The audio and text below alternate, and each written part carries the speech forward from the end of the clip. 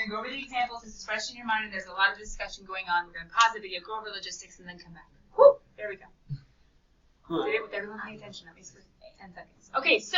At least I'm paying attention. Well, I mean, it is good, because I think a lot of the discussions that are happening, in the midst of me still trying to talk and have everyone listening, is about this problem, and that's a good thing, because that means that you're like, I'm trying to figure it out, and that's exactly where I want you to be. Just, we need to get you focused for logistical announcements in just a second. But, let's get you through this problem first, because I hear you, and you're trying to figure it out. Oops, no, y squared minus y.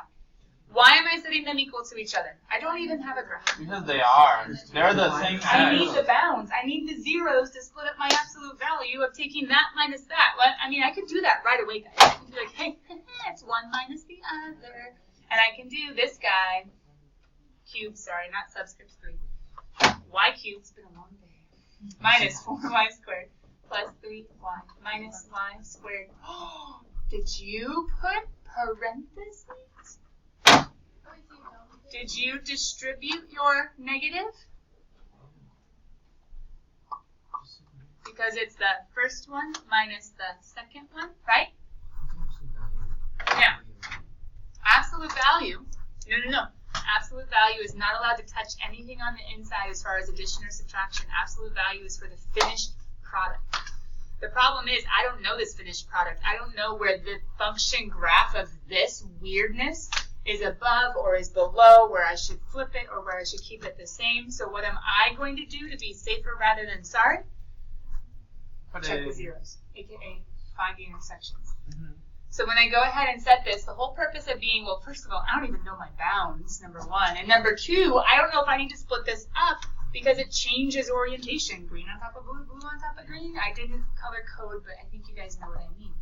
So when you guys moved it all to one side, didn't you? Ooh, this is green. This is like algebra review. We get minus 5y squared. Keep going. Plus 4y. Plus 4. You pulled out your GCF. Yeah. You factored. Yeah, Negative 1, negative 4. Minus 1, minus 4. It should be. So we have a 0. Wait, should be positive. What do you mean? No, we're just talking about when you. Oh, I thought you said I made a mistake. Okay. So then we get y is equal to 0, 1, and 1, 4. 4. So check it. So Technically, I know, I love the collaboration, so I need to have everyone be able to hear, okay? Originally, this would technically be between 0 and 4. The very beginning, y equals. The very beginning to the very end. We're going this way with our rectangles, this way with our area, not this way. Okay, so y equals 0 to y equals 4. But what's the dealio with that 1? It switches. Somehow this switches, and what's on one side ends up on the other side because of this extra intersection point. 0, 1, 1, 4. So I'm going to go exactly 0 to 1 and 1 to 4. But I need to make sure one of these is going to end up with that orientation. The subtraction will be perfect and positive. The other one, the subtraction, since it's opposite, is going to be negative. I need them both positive, like the house area, saying I want area plus area, total area. I need these to have absolute values in them. Yeah? And I need this to have a little plus. I'm adding the two areas together, like the triangle and then the box of the house, adding them together. Why did I make this so much shorter when it was so long up there? Yeah, we can combine them all, right? So we can do y squared minus 4 minus 1, so cube minus 5y squared plus, what was it, 4y? dy. I can have my y cubed minus 5y squared plus 4y dy. Now, yesterday, in period 6, we did a good job of explaining this. Period 1, I didn't really explain it as fully, and it's kind of a bummer because I didn't record your guys' class yesterday. I probably should have. What or how are we supposed to be approaching these problems and not just setting up, but finishing them? Because it's not done yet, right? It's only set up. I still have to anti-derive, plug in my bounds. Okay. What are the two different approaches to solving this? Technically solving this. Yeah, so by hand, which means anti-derived, plug in the top bound, minus, plug in the bottom bound, right? By hand. That's a lot of work. And we have to keep track of a lot of like additions and subtractions and absolute values and whew. And that's assuming that you remember to anti-derive to begin with, or else you're wrong from the very beginning. It's a lot of work, but do you need to practice that? Yes. But do you need to do every problem? Yes. Full way. Not really. Okay, for some of you it's probably great practice, and yes, if you have time to slow down and do everyone by hand, unless they explicitly say calculator, that's ultimately what they planned on you doing for homework. But what did I say yesterday about what else you also need to be able to do? Couldn't you throw this original one into the calculator? Your calculator has an absolute value one. If you have a math and go over, or your alpha window, I think, or just Google it since you're going to be chilling at home anyway. Hey, GI website, where's the absolute value? Your calculator can take the integral of an absolute value. You could plug in this guy and know the final answer. You could plug in this guy and make sure you rewrote it right and know the final answer.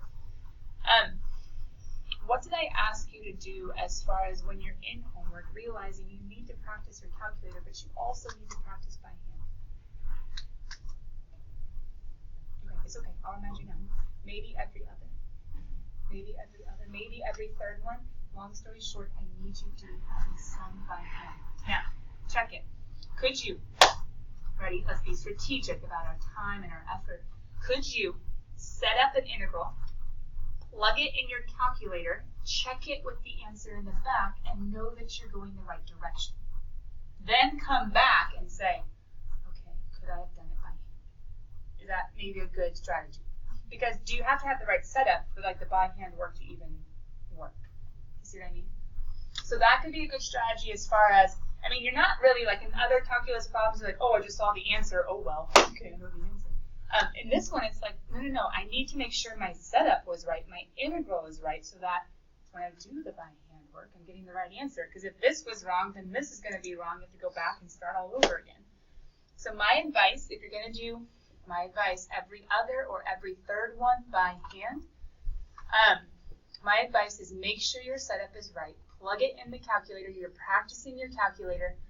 Make sure it matches first, then come back every other one and do it by hand and make sure you can do it by hand. Now, keep an eye on the directions, because if the directions say use your grapher, use a graphing utility, use a computer, whatever, graphing device, please just use your calculator. It's probably one of those impossible by hand ones, and you guys could just get like this rabbit hole of, I don't know what I'm doing. So sometimes the problems are specifically built just for a calculator, but this one, should you have been able to do it by hand? Yes, because it's 1/4 times 4 minus 5 thirds y cubed plus 4y squared over 2, so 2y squared. But yes, you should be able to do it. But are there many places where you could make mistakes? Yeah. Because you got to plug in, well, first you have to anti-derive correctly, which hopefully isn't too bad, but then plug in 1, that's like all these subtractions and additions, and then minus 0. Okay, that one's easy. But then absolute value, and then plug in 4. Correctly, minuses, pluses, plug in 1. The big old fat parentheses where you have to distribute the negative, and then put it all together, and then absolute value. Please realize, I'm not saying that this is easy, but I'm saying you can do it. And you don't need me to teach you how, because you know how. You just might make mistakes. Does that make sense? Okay. Let's pause and let's talk about logistics. But first of all, sorry, any questions on the setup? Do we even know a graph? Ooh, maybe we don't need it. Okay. After the first one, is the absolute value, like when you're putting in the calculator, does it go before the integral or after the integral? Great question. You need it inside if you're doing the first one, because you know the very bottom to the very top. The integral needs to be inside, because then your calculator is taking this function and is rearranging it to make it absolute value so that all the area is positive and then doing it. If you put it on the outside, it's going to take it the way it is. It's going to mush it all together and then say, hey, should I keep it positive or make it opposite? It's going to do like the addition and subtraction without considering, long story short, if you pull it out, it's not splitting up. If you put it in, it will split up. Does that make sense? We only pull out absolute value bars when we are sure the bounds are all split up? Good question. But it's super cool with the calculator because you can just put it on the inside, so you figure it out and split it up. Thank you, and it's awesome. Any other questions about the setup? Okay. I am going to show you, if you have your calculator, grab it out. I am going to show you how you can visualize these. It's not the greatest. It actually is using something we did in pre-cal and something that CalcAB right now is kind of reviewing called parametric equations. No. You don't have to use this necessarily, but if it is a calculator portion, I just want you to see that you can. But I'm also getting ready to go into logistics as far as the next couple weeks, because what's something you should definitely be taking home? Calculator, comp book, homework spiral, book. Now we are technically in our last chapter. It's not like we need the book very much. And if it's something where you're like, oh, my book got, I don't even know. You're all here. Take your book home. It is what it is. But if you don't have your book, like I can scan you pictures or PDFs, whatever. We don't have a nice online textbook. Well, we kind of do, but it's through this other platform that we don't really use. It's just more complicated to get you into that.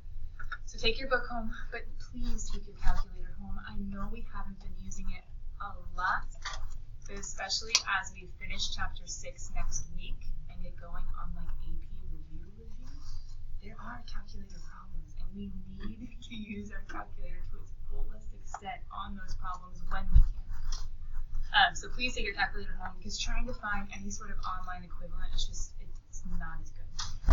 Anyway, all that to say, you guys can go into parametric mode. We'll talk more about logistics in just a second, about at home, online, all this jazz.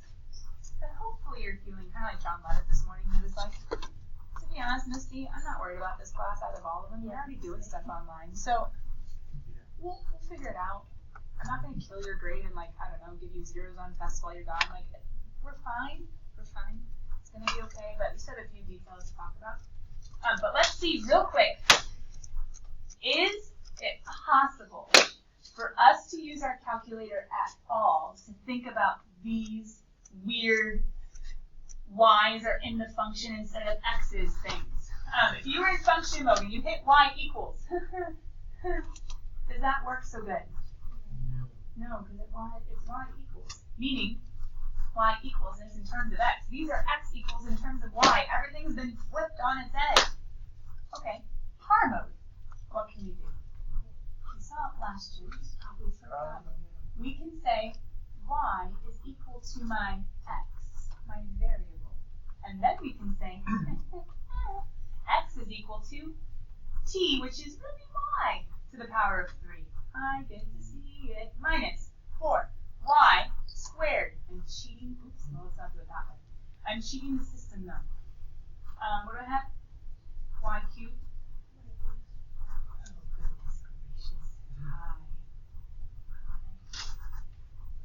To some extent, I'm going to be so happy I'm using my iPad this month.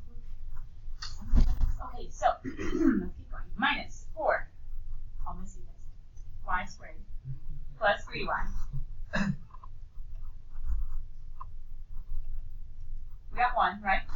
And then the other one can do the exact same thing in that we can do that guy to be t, and we can do this guy to be y squared, and then we can do this guy to be minus y.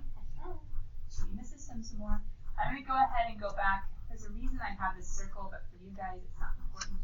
I want him to be that nice little line. I'm not used to having it be all snazzy. There we go. Okay, there we go. Window. Okay, window's a little weird in par mode because we have this Tmin, Tmax thing that we kind of had to learn about last year. But I'm just going to go ahead and try to do Zoom standard and see what I see. Ooh. Ooh. Do you see it? I'm going to just make my x's go a little bit farther, just because, I mean, I don't know. Ha, ha, ha, ha. Do you see it crossing or intersecting at 0, at 1, and at 4? Yeah, because 1 and 2 and 3 and 4. Right? It's y is 0, y is 1, and y is 2 and 3 and 4. Yeah? There's my 0, there's my 1, there's my 4. Who was on the right? Who was on the left? Well, blue was on the right, red was on the left, and then red was on the right, and blue was on the left. Did I even have to worry about any of that? No. All that and that guy was red. This time when I did blue minus red here, this is going to be positive. Absolute value says keep it positive. Okay, cool. Red minus blue, I'm actually going to have it accidentally switched here. Not accidentally, it's just like, oh, whatever, solve. This will end up being a negative area, and the absolute value says make it positive. Okay, cool, and then add the two. The dilemma is for some of you, if these get really, really tricky, here's something that's really, really sad about parametric mode. What's usually in this menu when I go? Min, max, intersect, all that stuff. It's all gone. Okay, that's great for derivatives. I'm not doing derivatives. I'm trying to integrate. I'm trying to find intersections. If I can't find intersections, okay, if these were nasty decimal intersections, the sad thing is I'd be able to see what it looks like, but I wouldn't be able to solve for the intersections in this mode. Joe was right. We would have to go back to that function mode. We would have to pretend like the y's are x's and the x's are y's. Wait a minute, what kinds of functions switch x's and y's? Inverse. So when we do it in function mode, we're going to be looking at it switched, folded across. Oh, hold on, where are we? Here, folded across that y equals x line. But we can still find the intersection. Just when we find the intersections, we're going to have to switch the x and y's to get them going the right way. Now, I know, in some ways, I mean, you guys can basically tune me out because none of your homework problems are quite this hard. I'm just letting you know this might be a thing that would be helpful to have if they do decide to throw you any disgusting functions where you wouldn't have been able to have solved it by hand because they were like decimal intersections. The only way to find intersections is to go to function mode. To graph it like the inverse, all switched around. What is it? Squared. Thank you. Graphed it and then like, oh, it's facing the wrong way. See it? It's there.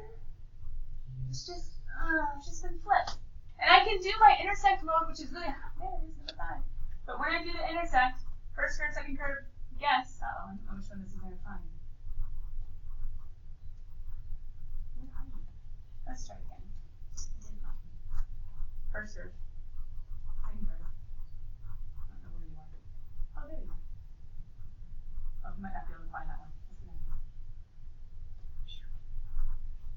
X is 1. No, it's not. Remember, you switched it. Y is 1 and X is 0. Oh, there's the 1. If you do the other one, it would be X is 4 and Y is something crazy. X isn't 4, then Y is 4. This one, X is 0 and Y is, nope, Y is 0. Anyway, I'm just showing it to you so it's in a video how I use the calculator to look at this weird X's and Y's are switched guy and how we can go back and forth between par mode and function mode. Function mode says, I can do intersections. Par mode says, I can show you the real picture. Anyway, a little bit spiffy, a little bit snazzy, a little bit like, ooh, we learned par mode last year for this.